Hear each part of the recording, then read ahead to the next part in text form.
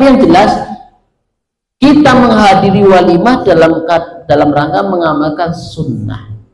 Karena di sini yakni da'aka li walimah.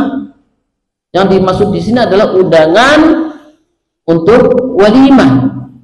Bagaimana kondisi walimah yang kita betul-betul harus memenuhi undangannya? Yang pertama adalah statusnya wajib kita hadir adalah ketika yang mengundang walimah adalah muslim.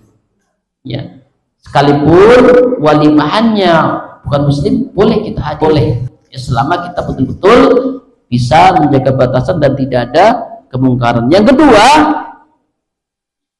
yang mengundang bukan orang yang sedang dihajar. Maksudnya apa? Hadir itu sedang orang ini dalam catatan seperti kasus Ka'ab bin Malik.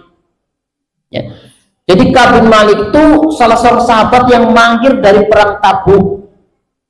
Ya, jadi ketika sudah diumumkan perang, jadi itu nanti akhirnya apa? Ketinggalan. Akhirnya tidak ikut perang.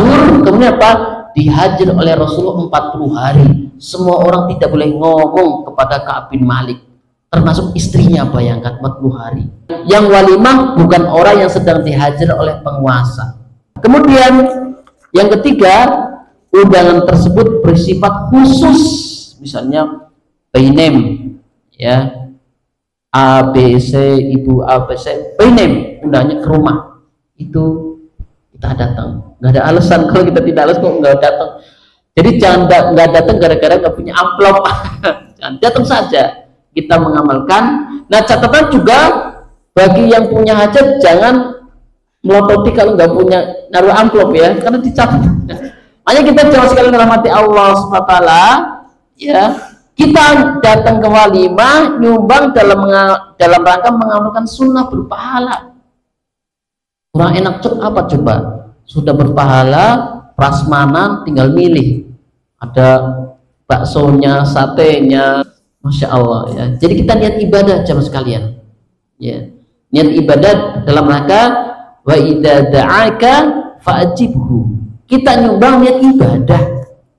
Ya, bukan sekedar pekeuh dengan tetangganya, ya.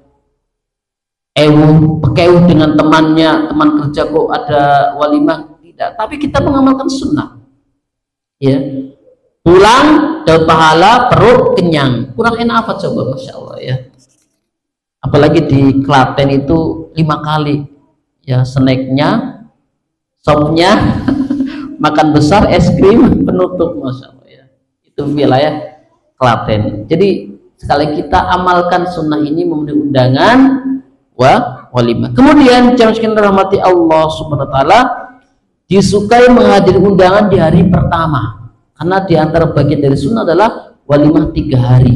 Kemudian di antara walimah yang boleh kita hadir adalah tidak merepotkan. Jadi kita berangkat nyumbang itu selama tidak merepotkan. Kemudian yang terakhir di antara walimah yang hendaknya kita hadiri selama tidak ada kemungkaran, kemaksiatan, ya khomer misalnya.